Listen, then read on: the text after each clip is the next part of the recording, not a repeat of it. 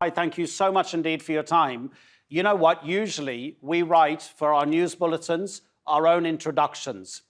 We thought that the words of Senators Biden and Duckworth would speak much more loudly than we could about the situation in your country. Do those words resonate very strongly with you?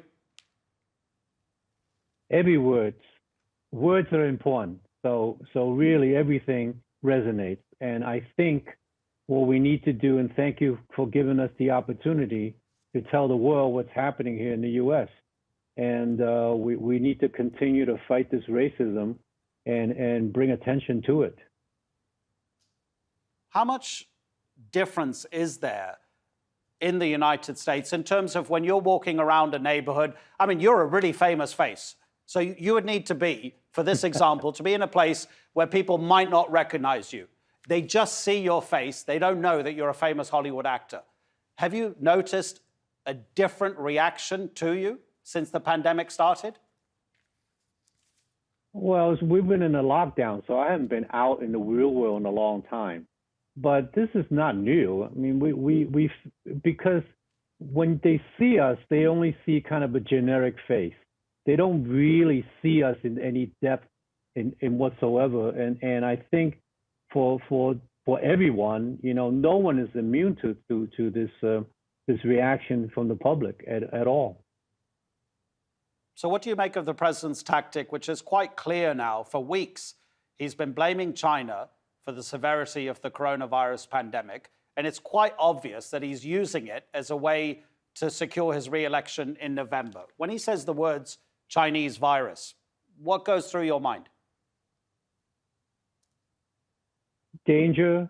I think what he does is he continues to scapegoat us, and they continue, and his followings really taking his words to heart, and obviously that's been played out, you know, realistically out in the real world, and we just need to get him out of office.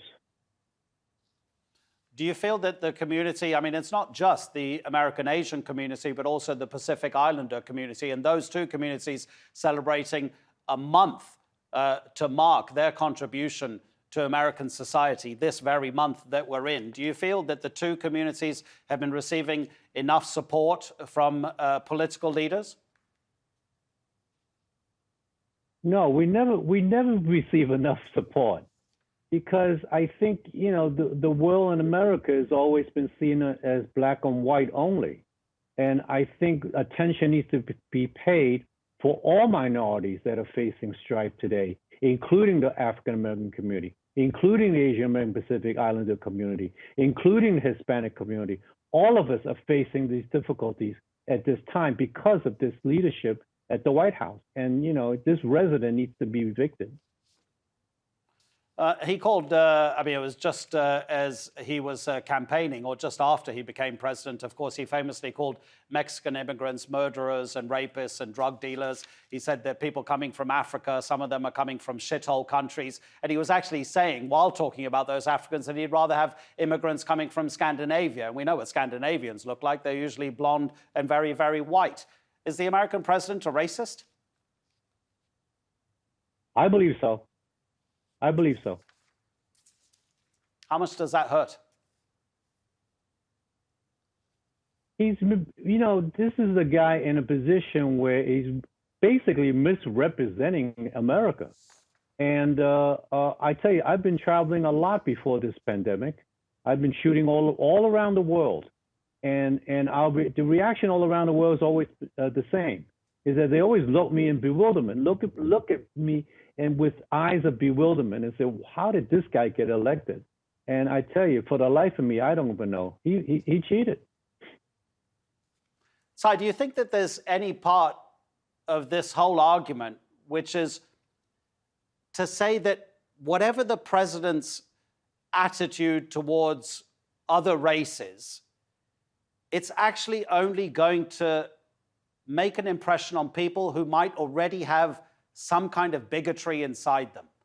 That the vast majority of people who are reasonable people are going to understand that this is a guy talking to one particular group of people, and this is his tactic, to create division because it means probably people won't look too closely at anything else, that they'll be angry with his words, and that anger will deflect from something else more important.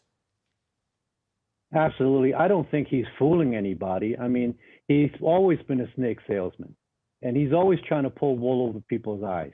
And his followers will be his followers. He embones them, and we're in the receiving end of it. I think what we need to do is do what we're doing now, to shine a light on it. Don't let them get away with anything, and just get rid of them, get them out of office. Don't you realize or understand how difficult that's going to be? Because you look at the opinion polls, and he's still pretty level with Joe Biden, despite the fact that more than 100,000 people have died from the coronavirus in the United States, despite the fact that many people disagree with his policies to open up individual states because it's medically going to be dangerous until a vast majority of people are tested. If that is not affecting his popularity to a large degree, it proves how difficult it's going to be to get him out of the White House like you would like. Difficult or not, I think we have to take that to heart. We have to understand that whatever the numbers bear at this point out in the open is that we have to be much more vigilant. We have to step to the plate and really get to the polls this election in November. I think that's our responsibility. We cannot be complacent. We cannot be indifferent. We must unite as one and just basically evict this guy. You must remember that incident on the White House lawn earlier this month when the CBS reporter Weijie Jiang asked the president, why are you turning this into a competition to determine which country has done better than another country? And then he said, why don't you go and ask China? A lot of people said that that was racist because he wouldn't have said that to a white reporter. What was your reaction to that? Yeah, that's definitely. I mean, we know who he is. He is a racist, and he did that. He did direct to Weijie, and it's not the first time. And we just received other, threats other than from this guy. I mean, there are people at the White House called it the Kung flu, so straight to Weijie's face. And this guy is always fighting, and particularly fighting with women and minority women, who are on the White House beat.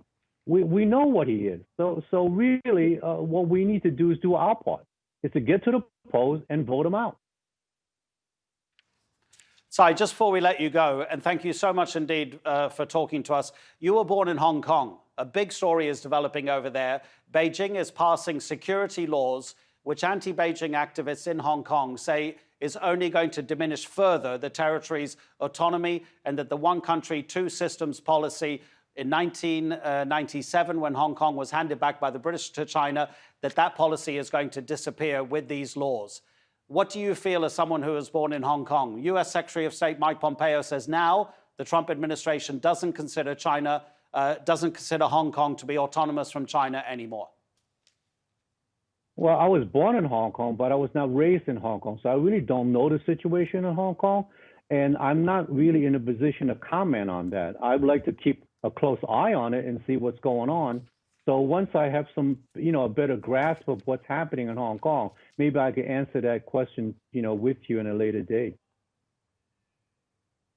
Okay, Tsai, it was worth asking you. Thank you very much indeed. Tzi Ma, Hollywood actor, talking to us about Asian Americans in the United States today. Take care.